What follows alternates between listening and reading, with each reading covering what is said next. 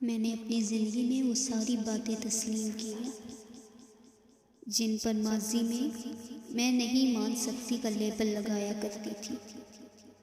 मैंने ज़िंदगी में बहुत कुछ ऐसा खोने पर खामोशी से टकटकी बांध कर देखा है जिसके बगैर मैं ज़िंदा ही नहीं रह सकती का दावा कर चुकी थी।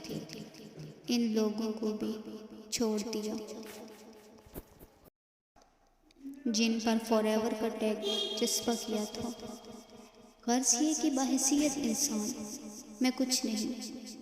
मेरे दावे, वादे, एलान एक पल की मार है और तकरीबन हम सब एक न एक दिन ज़रूर इन सब बातों पर यकीन ले आएंगे।